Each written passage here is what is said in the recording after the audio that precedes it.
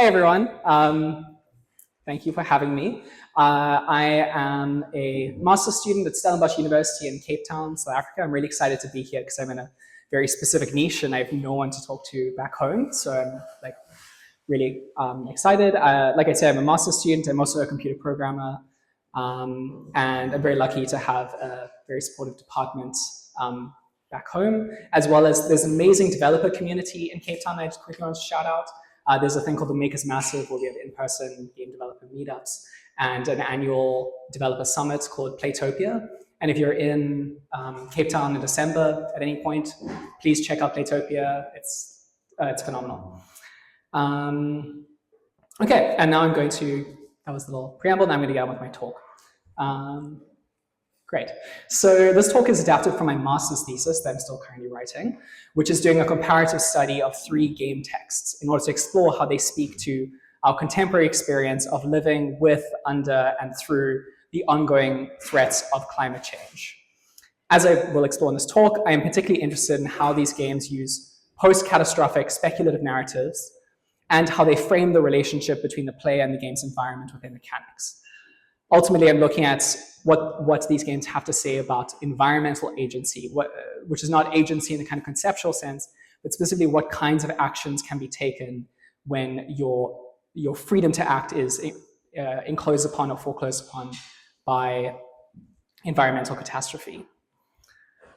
I'm going to briskly walk you through some ideas around these, around post-catastrophic narratives, environmental gameplay, and also introduce the work of C.T. Nguyen, which is a very critical part of my research, who looks at games as the expression of agency and kind of how we can apply that.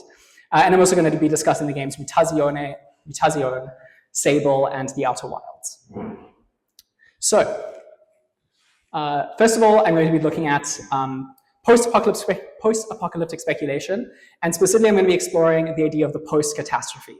So I treat post-catastrophic stories as being a subset of the more generalized storytelling mode of speculative fiction. There's a little quote.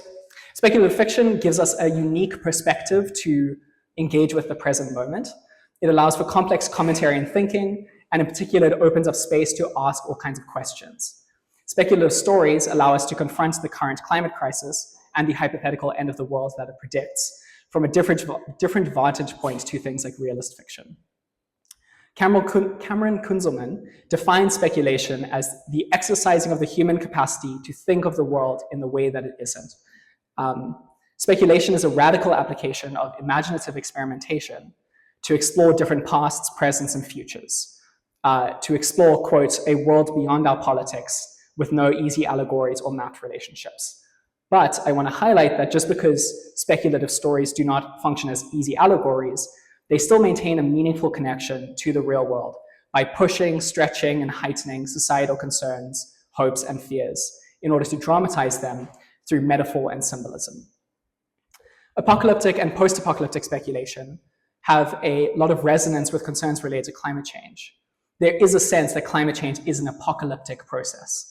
Post-apocalyptic stories in particular avoid the eschatology of the apocalyptic event, the idea that in apocalyptic stories we're dealing with the termination of all life, whereas in post-apocalyptic stories we're dealing with more a continuation and a change of life. By imagining post-apocalyptic futures, we can construct new, temporally informed perspectives on the present moment that we're living through. I'm missing a slide, but Casagot and Thorne, in their 2022 book, Post-Apocalyptic Environmentalism, talk about this idea of post-apocalyptic environmentalism, which is bringing this temporal framework of continuity before and after the apocalypse to the work of environmental advocacy. If we cast our point of view into the future, past that apocalyptic point of no return, we gain a stronger sense of what avenues of mitigation and justice are still available to us now before they are lost. The post-apocalyptic mode is a powerful articulation of the real stakes of climate change and of what we stand to lose through inaction. However, post-apocalypticism has some sticking points, in my opinion. The first is that climate change is not truthfully apocalyptic, in the sense that it is not a discrete event. It's not a moment that will happen, and after that moment has gone, we can say the apocalypse has arrived. The second is that as much as climate change is measured in globe-spanning phenomena, its effects are highly local. We need to ask ourselves whose apocalypse we are talking about here. From my own personal experience in Cape Town in 2018, while I was still doing my undergrad, the city's dam levels reached a critical low point. Water rationing was placed into effect, and plans were busy being laid to switch off the taps and distribute water manually in buckets. Thankfully, the rains broke, and we averted that day zero scenario. But I can tell you from personal experience that that felt pretty apocalyptic to us, even though it didn't actually affect anyone beyond the city's infrastructural limits. This is why, ultimately, I'm putting forward the notion of post-catastrophe. Catastrophe and its corollary of collapse, as opposed to the apocalyptic event, the collapse, the system breakdown, is a scalable notion. It scales from the personal to the communal to the national, regional, or the international. Referring to these games as post-catastrophic is effectively a process of applying scholarly thinking around post-apocalyptic speculation to texts that are not typical of what we would call post-apocalypse. It shifts the focus away from world-ending events like nuclear Armageddons or zombie viruses to more localized events that are truer to our present moment, like wildfires, oil spills, or tsunamis. Briefly to talk about how this manifests in the games I'm studying. In Mutazione, the island of Mutazione is struck by a meteor a century or so before the events of the story. This kills most of the island's inhabitants and leaves the survivors irrevocably changed, transformed into mutants. As the game's protagonist, Kai, you witness the damage wrought not only by the meteor strike, but also by people. First, scientists arrive from the island to study the survivors. All but one die in their pursuit of understanding and documenting the island's changed subterranean fungal network, which causes a second traumatic catastrophe to happen on the island. Then the surviving scientist, Kai's grandfather, goes on to train one of the islanders to become a scientist himself, who, in the pursuit of knowledge that the previous scientists had failed to acquire, wreaks further damage on the community. This is the world that Kai enters into at the start of the game's story. It's a community that is traumatized and isolated and dangerously out of balance. Mutazione's speculative devices, most charismatically the meteor, but also mutation and the magical botanical network represented in the game, let us think through the impacts of catastrophes on individual communities. It goes past the initial grief to explore the aftershocks of environmental catastrophe, solastalgia, the violence of state intervention, and intra-community harms. Then, that's Mutazione. Then Sable, which is the middle one, is the desert planet of Midden that makes up the game world of Sable, is one that exists long after humans have crash landed on it. It positions us in the far future, speculating on what it means to live in a world long after catastrophe has already happened.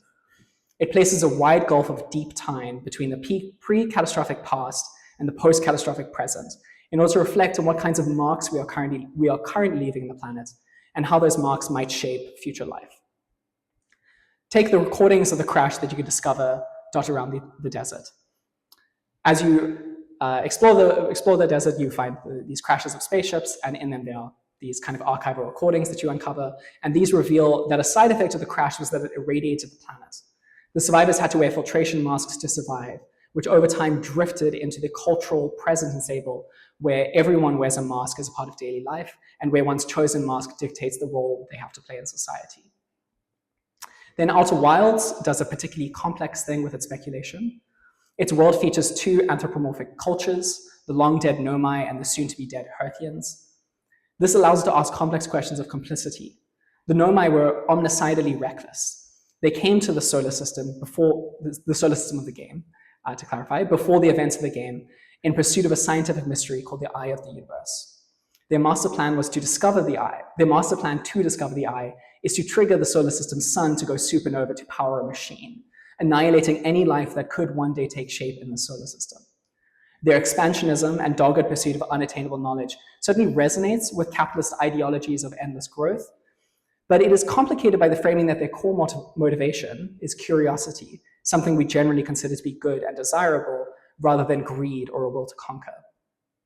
This is further complicated by the fact that what kills the Nomai is not their own plans, but an instantaneous solar system-wide extinction event caused by a radioactive substance called ghost matter. This thwarted their plan to blow up the sun and allowed the Hearthians to evolve over the following millennia. This fledgling species goes on to figure out space travel just in time to witness the death of their world anyway, as, just to clarify, every 22 minutes in the game, the sun goes supernova and kills you before a time loop activates and you rewind. What kills the sun, though, is not the Nomai's plans, spoiler alert. It is the inexorable nature of entropy. It's just the sun's time is up. There's no surviving it, right?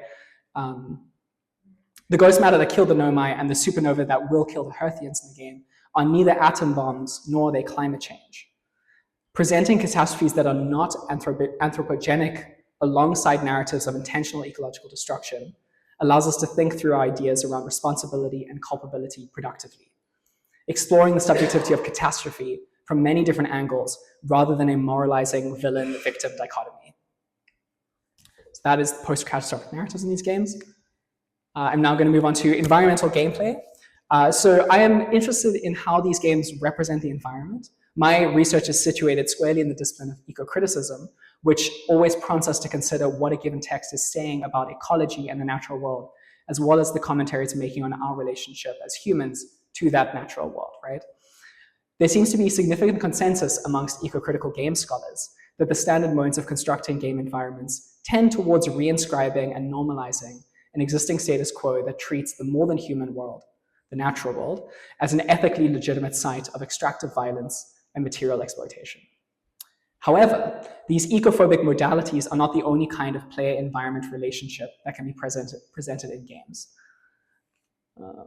Surveying eco-critical articulations of the act of play, such as Alenda Chang's Playing Nature, Bohuniki and Bianchi's writings on eco-play, Optebirk et al.'s collection Eco-Games, as well as specifically the introduction, and Natalie Agoro's Video Game Ecologies and Culture, I find that some broad themes tend to arise. Generally speaking, games that work against these ecophobic trends do so by, one, immersing players in systems of both anthropogenic and non-human agents, two, prescribing players relationships with their game environment in non-exploitive ways, and three, framing the game environment as serving its own interests and not merely existing for the use of the player.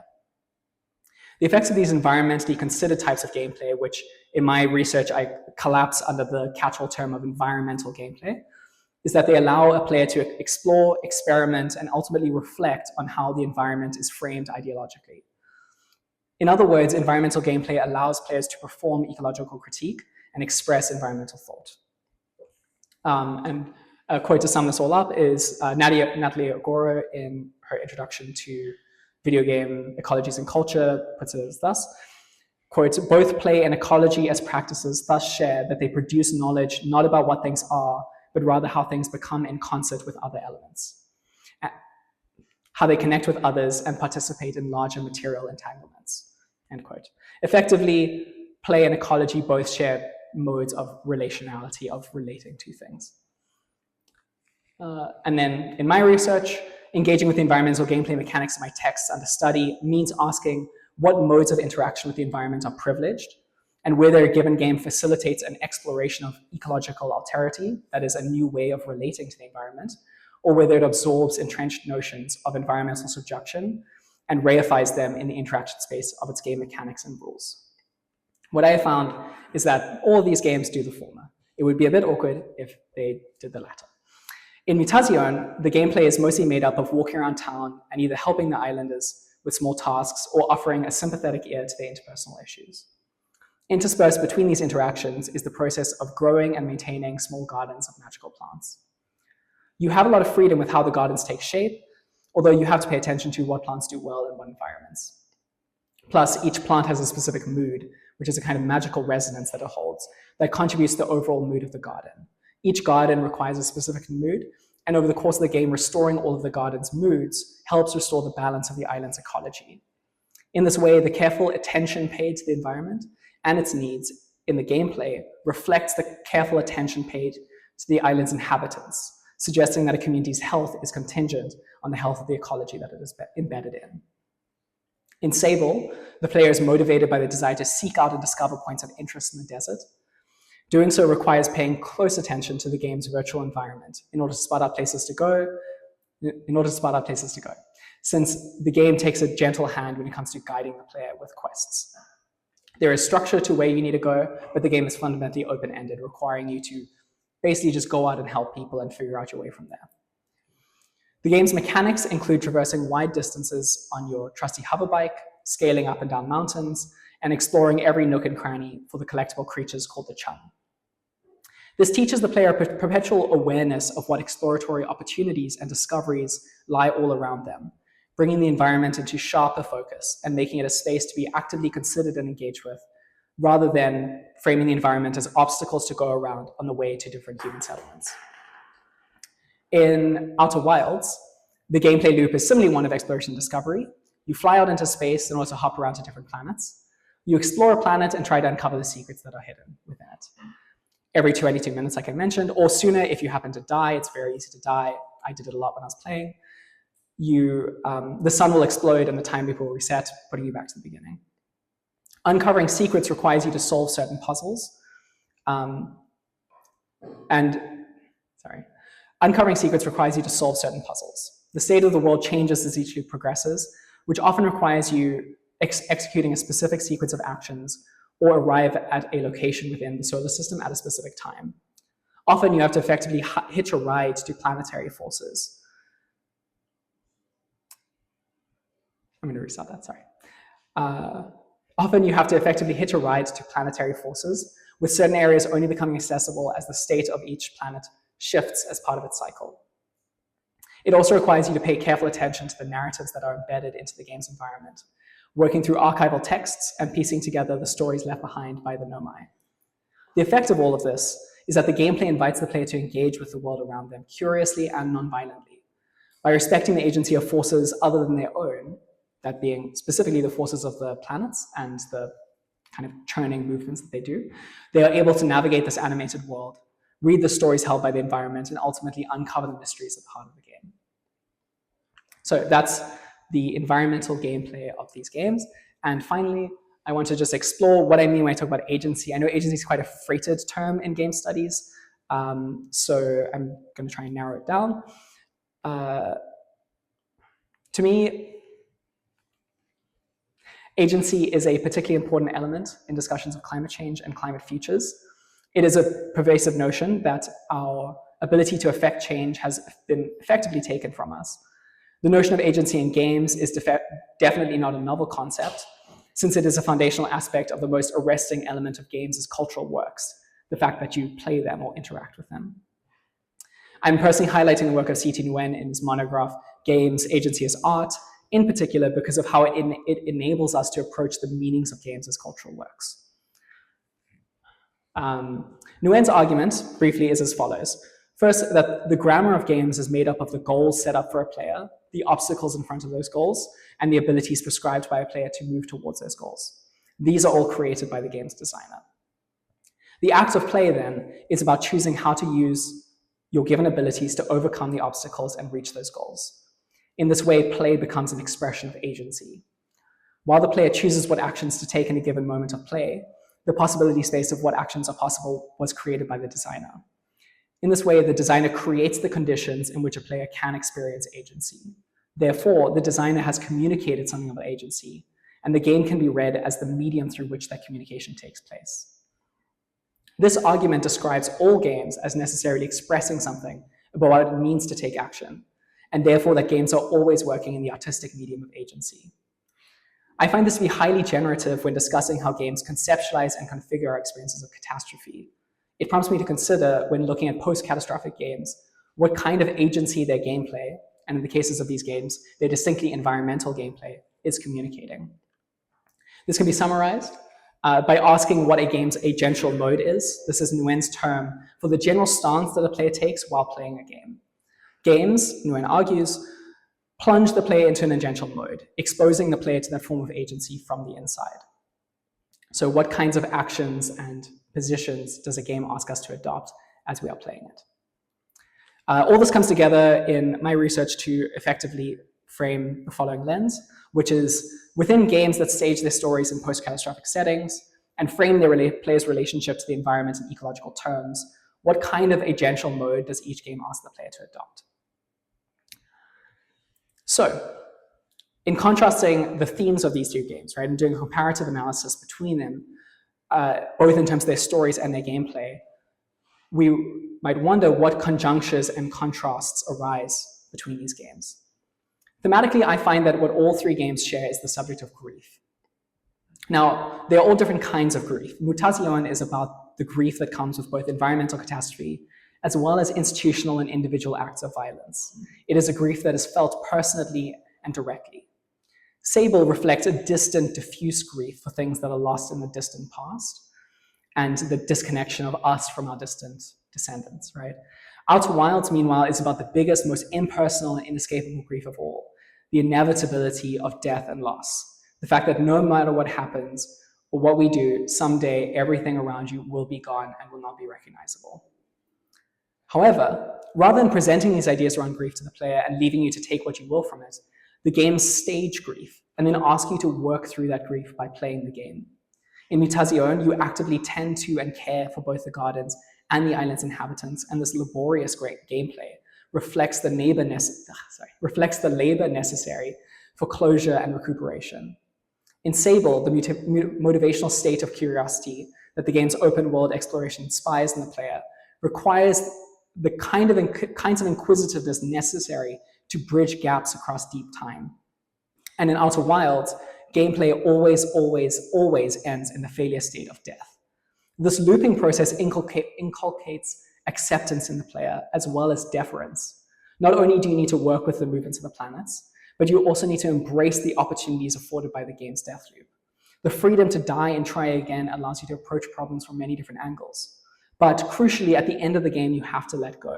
You have to switch off the machine, become mortal again, and allow the reality that you know to end so that another one can begin. Ultimately, the Outer Wilds is a process of accepting death. I don't have any more slides. So I'm going to end soon with some thoughts on the political relevance of all this, which I think is in the spirit of this conference. Nguyen argues that playing games builds up a library of agencies, that's his term, a diverse set of ways of acting that one learns over the course of experiencing many different agential modes. He argues, and I agree, that game playing is a process of exercising and experimenting with one's agency, developing new muscles which we can take out of the game's virtual world for use in our everyday lives. The effect of these three games is that playing through grief means that we are not immobilized by it. While there are many real barriers to taking decisive actions to improve material conditions around the world, the agency-denying effects of climate dread and climate grief cannot be dismissed out of hand. These games, I argue, work to lessen that immobilizing dread and grief by allowing us to confront and then work through those processes within the safety of the virtual world. Thank you.